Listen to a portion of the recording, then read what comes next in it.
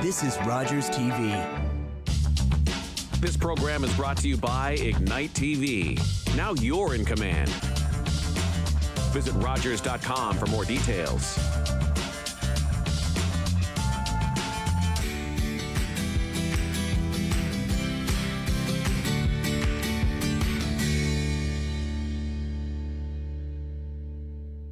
I believe this is episode 14 of Mom and Pop Eateries Grey Bruce. I'm your host, Rob Leonard.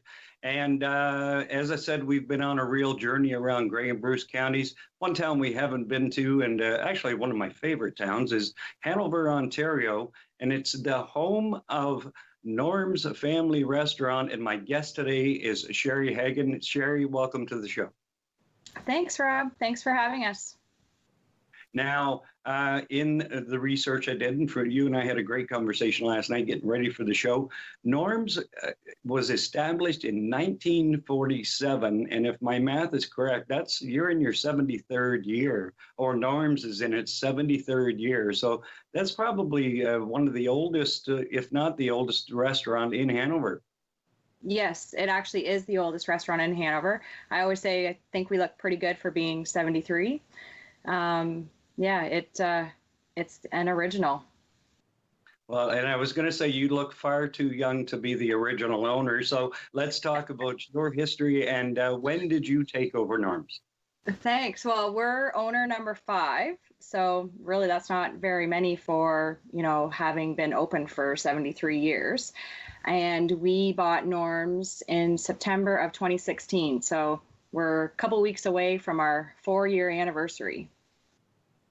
Okay, so now you said you weren't always in the restaurant business. You had another career before you decided to get into the restaurant business. And, let's take a look at that process when you realized that it was for sale and your thoughts about getting into the restaurant business. Yeah, that's right. I've had a few. I usually change careers about every 10 years. My last career was a branch manager at an office in Hanover, Investment Planning Council, with Jeff and Morris Lifeso. So I like to say I learned all my boss moves from them. Hopefully they're good.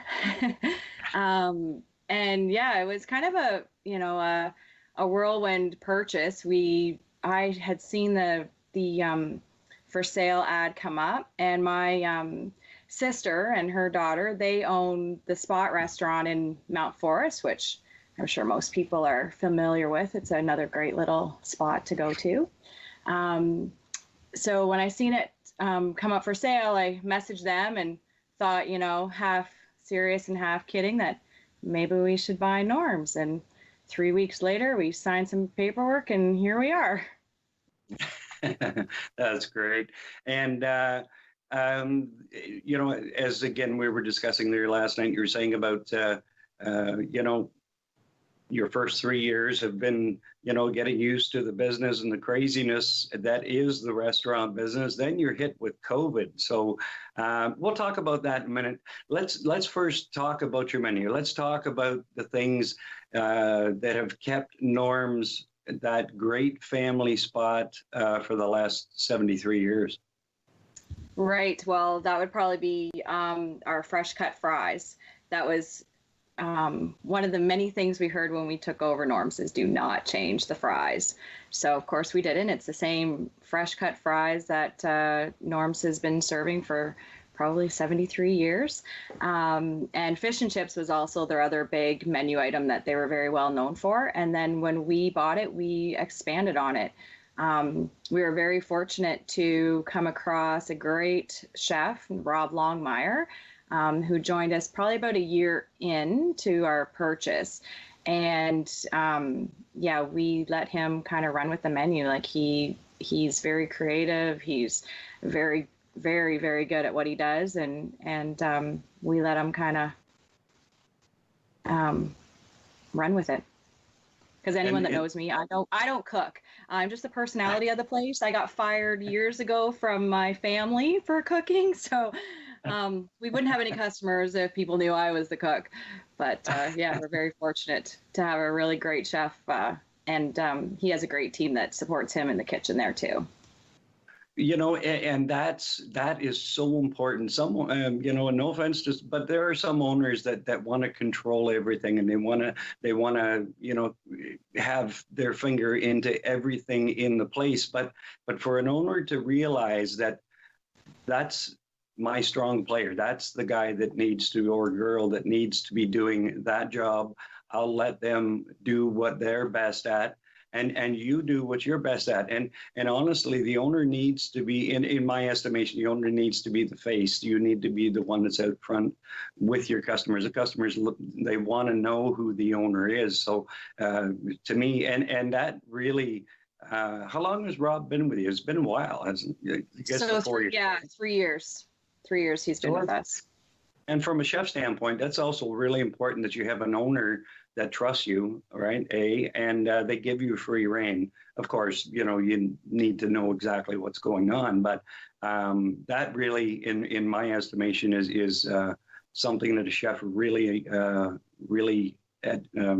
wants, and it's that freedom to express themselves. So in my estimation, you've done exactly the right moves on both ends of it. And the fact that you do admit maybe your cooking skills aren't exactly up to par. So yeah, exactly. Yeah, no, it's definitely, we're a great team.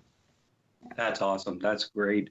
And again, that's any restaurant really needs to have that team atmosphere. But the mom and pop restaurants are family, and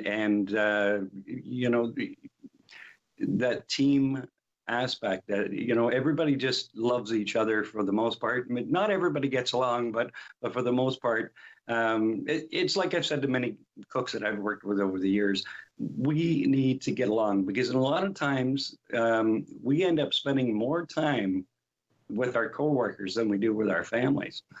That's right. They put in a lot of hours, right, in the kitchen. Rob puts in the most.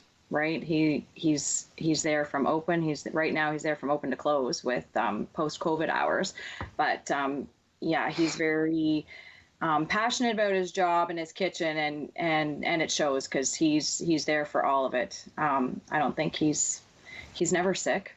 He's very, very reliable, great guy. He gets along well with his kitchen. But like you said, we're a family, and we definitely have those days where we're all siblings and we're squabbling, but at the end of the day, we all have each other's backs, and we're all there to, look after customers and run a great place, a place where people want to come. His name is familiar to me. I've heard his name somewhere before, and that's what happens. He's 19 years. Sorry, he's 19 years in the business, and we were fortunate. We got him at Norm's because he moved up to Hanover from the Port Elgin, Kincardine area. So he originally was up in Saugeen Shores area, and then relocated, and we've had him since he got to Hanover, and we are not going to let him go. And it is, even though Grey Bruce area really is it's a large area. I didn't realize until I started the page. Maybe I should have just done Grey County. But anyway, but the fact is, the word gets around, and you hear names, and Rob's name definitely rings a bell with me. So, his reputation as a chef too is something that's very valuable to your business. So, let's take a look now. Let's go back to when it was announced that businesses had to close their doors in Ontario. What was the scene like at Norm's that day? Well, as for most places, right, things were slowing down. You notice that we weren't as busy, and you're always listening to the news to hear all the changing rules, right? And at first, when I first heard about Corona, I didn't really think that it was something that was going to put us into lockdown, right? We'd been through SARS, and we'd been through all of those other similar types of things. So you knew it was serious, but you didn't really realize that, I might have to close down someday because of this. So then when March 17th came along, and they were basically saying people were shutting down, and all non-essential businesses had to close their doors, we were still deemed somewhat essential, being a restaurant. and you could do takeout. But we quickly learned that, once everything shut down in Hanover anyways, people were following the rules. They were staying home. They weren't going out, right? They weren't coming out for takeout. They were doing the bare necessities. So at the end of the day, to look after our staff safety as well, we shut down as well. So we were closed down for 7 weeks. For 7 weeks, right? Yeah. Okay, so so in that time, I guess it was basically just a wait and see, because the rules did change, and it wasn't as quick as some people would have liked. But so when did you finally decide to reopen your doors again? At those 7 weeks, what was it that was it one particular change that was made that helped you make the decision to reopen? Yeah, well, it was a few things, right? So it was 7 weeks of every day watching the news and listening to, Premier Doug Ford and the health minister and kind of what they were seeing and experiencing and all the new changes they were putting in and trying to keep up with them and on top of them. We noticed that, in Hanover, people were not out and about and they were staying home, and we were watching our numbers, and we were very fortunate in our community that we didn't have any cases of COVID. And I think to date, in Hanover, we've only had 2. So the numbers was a big part of my decision. I watched those all the time, and it was for the whole area, like for the Grey Bruce area. And once they started to go down and you started to see other people slowly opening up their doors, some of the regulations changing, and, some more positive news coming forward that, their people, hospital and everything was set up and in good shape and nobody was in it. And the numbers continued to go down and go down and go down. And you started to see more action in town.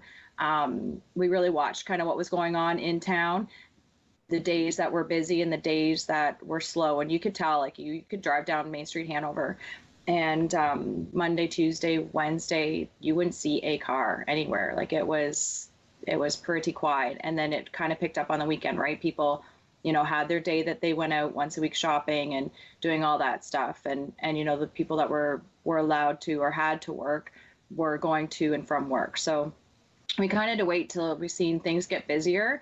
And then Mother's Day was approaching, and we thought, there was a lot of talk where people were on social media seeing all the complaints about, you got all these grocery items in your fridge, but nobody wants to make anything.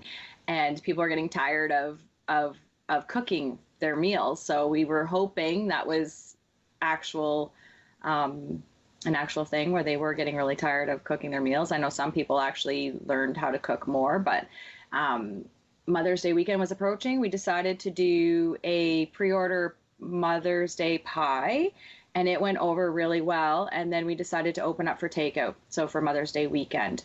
So we opened up based on our busiest days when we closed, and quickly found out that those were not the busiest days for takeout. And we had to do a lot of shuffling with our hours to see when people were ordering takeout and what they wanted, and switch your whole business around to do takeout, because we were not a big takeout place to begin with. Yeah, I totally agree with you. And it's still, even to this point, it still is a little bit confusing as to when we're going to be busy. Yeah. It's a little more defined, but you're absolutely right. Back at that point, it was just like, like I've said in previous episodes, that where I work, it was like all of a sudden Monday became our Friday. Exactly. So, I mean, it just depended, as you said, it depended on, when people were going to order takeout. So, do you find it easier now? Yes. I found with every new lift and restrictions, it's gotten a little bit better. When we started takeout, we quickly found that nobody wanted to do breakfast as a takeout, right? So no Saturday, Sunday breakfast. I think it was mostly the essential workers that were all working, right? So they were really stressed in that time, right? They're working, there's no daycare, there's no school. They're exposed every day to the unknown of possibly getting COVID just from being out in the public. And I think those people just didn't, they didn't want to add cooking on top of it. So that's kind of where I think a lot of our takeout came from, is the people that were working and, already stressed and needed a break from something. And they were also, and a lot of them were also just, you were back open and they were doing everything they could to support you, knowing full well you're closed for 7 weeks, you're struggling, it's not going to be easy. Everybody's trying to help everybody out. And exactly, like our busy days were the weekdays when people are out and about, and on weekends, I think that's when people kind of bunkered down and spent family time and stayed in and followed all the rules. You weren't supposed to be out and about. You weren't supposed to be traveling. You weren't supposed to be socializing. So it really changed the landscape of the restaurant business too. Yes, you're absolutely right. And I know in my case, I think I was off work for 3 weeks. The owner of where I work, he didn't stay closed quite as long, but it was minimal staff that he had in there working at the time. But at the end of 3 weeks, I was starting to irritate my wife just a little too much by being. No, she's a sweetheart. I was more like every morning I'd get up and just stare out the bloody window, just going, I need to get back to work, right? So I practically begged my boss to let me come back. Please, just, give me 1 day a week. I don't care what it is. Just, I need to get back to work kind of thing. But you're absolutely right. It was so hit and miss that, owners had to be really careful because I don't think the wage subsidy was in place as of yet at that point. So it was, you open for the sake of being open, but how many people do you actually need to do the takeout orders? So, again, was it strictly takeout when you first opened? Yes, it was. So then it was Rob, myself, and my daughter Taryn. So Rob did everything in the kitchen, and Taryn and I basically took the orders and, dealt with the customers out front, and then helped, in the kitchen where we could. My husband also came in and helped it where he could. We were keeping it pretty tight as to who was working, number one, because of cost, and number two, because of safety, right? We're very fortunate. Our kitchen's is large.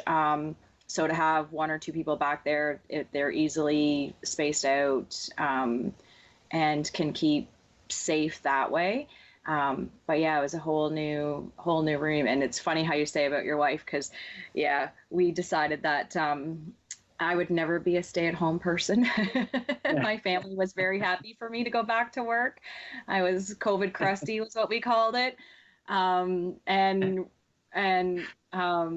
Rob and I talked quite a bit back and forth as we were both off, and we were both ready to get back to it, which was nice, right? Because, he wanted to get back, I wanted to get back. We all kind of wanted to get back at it. So it definitely helped for, getting through the days that were tough, because just trying to change how you did everything, right? To go from, putting everything in takeout containers instead of plates, and how many orders you can take and how much stuff you can cook at a time, and arranging pickups so that people weren't running into each other and you had it all spaced out and you're following all the, safety protocols, right? It was challenging days at work. A couple days felt like a lot.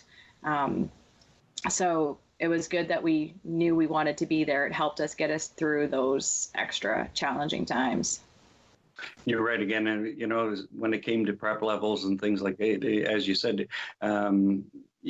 you really didn't know what to do. Like prior to the pandemic, you had your par levels pretty much down pat as to what you needed to do, but now you have no idea whatsoever. So did you alter your menu? Did you take certain things off, or just go with the limited menu? Yeah, no, we did not. We wanted to run with our full menu. I think the only thing we didn't have was rice pudding, which people are kind of still asking for, but it's, one of those things you don't want to be wasting it, right? So you have to have enough demand for it to get it out. But other than that, we used our full menu. We had actually just redid our menu in February pre-COVID. So we were pretty excited to be launching this new menu and the things on it.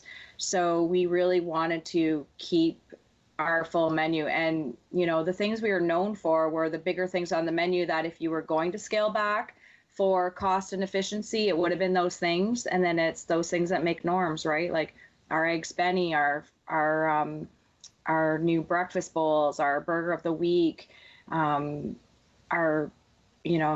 the things that we really want to make sure we kept. And we're a breakfast place, so we really want to make sure we kept all our breakfast offerings available, even though breakfast wasn't the best takeout option, apparently.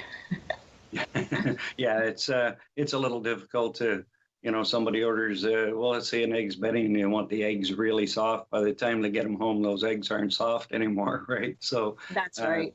It makes it very difficult. But it definitely led to a new opportunity. Like, our wing night was amazing. Like, we sold out on wing night and fish and chips night, and people were looking at our menu online, so they had more of a time to check things out, and they were ordering and trying different menu items. So we might not have been selling our breakfast items, but we definitely had an increased boost in our burgers and, our homemade meatloaf and our homemade mac and cheese and our rice bowl, like some of the newer items that we had added. So it definitely was, had a positive spin too. So there is I love hearing the positive stories. Everybody thinks about the negative, but it really, as again we discussed last night, it really opened the door to a lot of different things. And now social media. Let's talk about that for a few minutes here, because a couple of things with I got a smile on my face because your Facebook page, I started sharing norms. I think it was a customer actually that recommended that I put norms on there. So I did. I put norms on the page, and so many mornings I got a great chuckle. Some really good humor in your posts.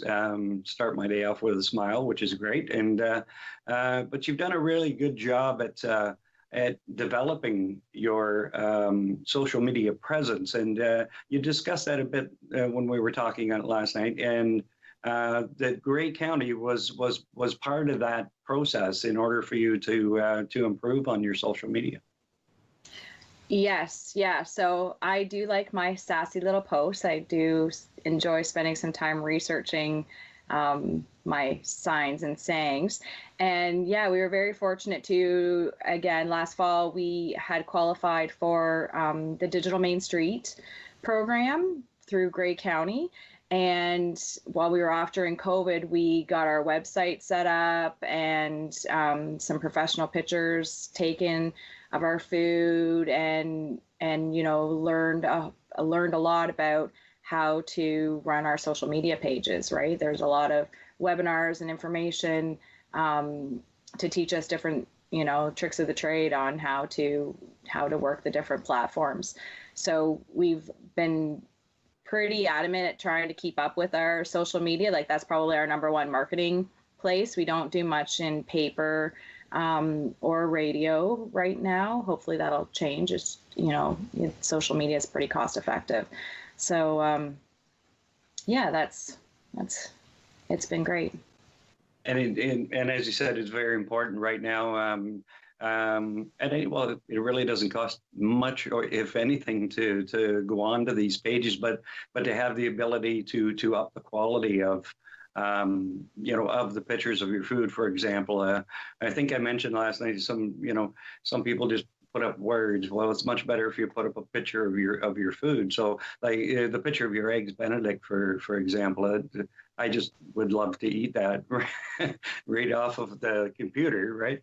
So because it really does look amazing, but that sense of humor as well is really very important too, and you can tell that you really take the time to select the ones that are A, funny, and B, maybe they're not going to offend anybody.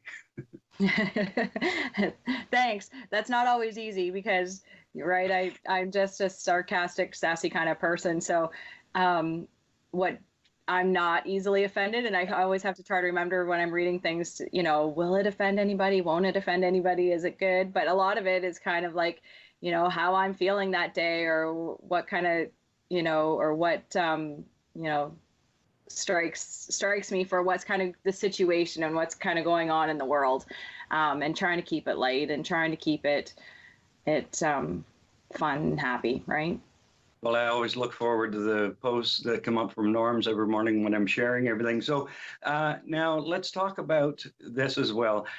What I thought was a fantastic idea, and this came up just a little while ago, where you partnered with 2 other businesses to kind of, well, not kind of, but to promote each other. If you want to explain that, sorry. Yes, so we partnered up with McLean's Ales in Hanover and Sola's Grill in Sauble Beach. Hanover is very much a stop along the way to anywhere and everywhere. So we're trying to get people that are heading up to the beach to, stop in, buy some beer, have some breakfast, and then hit the beach. So I thought it was a great opportunity for us to work together to promote each other. If somebody happens to be at Norm's and they're heading to the beach, then, hey, have you been to Sola's, right? Or, if you're at Norm's having breakfast and you're heading to the beach and you want some beer, have you been over to McLean's Ales, right? Like, just trying to, collaborate and work together and build each other's presence, right, in our communities. And as I said, I thought that was a fantastic idea, and there were a couple of examples of that kind of thing happening. So we're down to 2 minutes. All right. I would like you to have a crystal ball. All right. We discussed maybe what we thought of the future coming up for the restaurant business. The patios are going to disappear, obviously, with the weather. What do you foresee for the immediate future of the restaurant business? Well, to be frank, I really have no idea. I'm going to be really sad to see our patio go. We were very fortunate to have a lot of community support in our patio. We did 10 by 10 tents over picnic tables for Norm's patio, and it's basically right out in our front parking lot. So we had Canadian Tire, Dale and Kathy Cousins gave us a tent. High Tech Restoration, Jason McClement and Kathy Ron gave us a tent. Country 93, Adam Ward supplied us with a tent. McLean's Ales, who we partnered with there, gave us a tent to use as well, and as well as Woodhouse Brew Company. They're another craft beer local company, Graham Woodhouse, that helped us out with tents too. So our we named it Tents on 10th, was a pretty good hit. So I'm going to be sad to see it go. And then I'm really hoping that the restrictions start easing or lifting or changing with our dine-in, because for us, we're down to 6 tables out of 14 inside, which is a lot. We're looking at getting some modifications done to our booths, because we're a diner, so we're the booths with your backs meat, right. And we don't have a whole lot of room to reconfigure things or change things. And the booths, they've been there forever, is one of the things we did not change, that we did not change with Norms, right? So you can't remove them, or you don't want to remove them, because they're part of our atmosphere, and we need to modify them in a way that we can use more tables. We used to do a lot of catering. We've unfortunately run out of time. Sorry. I knew this was going to happen. We could do another half hour. And okay, I have to wrap it up. Okay, and Sherri Hagan from Norm's Restaurant in Hanover, thank you so much for doing this. I'm going to try to get back talking to you again someday soon. Maybe we can do a part 2. So, all right. Thank you very much. Everyone, please, if you're in Hanover, stop into Norm's and say hi to Sherri. For producer Mark Perry. Call the Rogers TV viewer response line, email us, or connect with us on social media.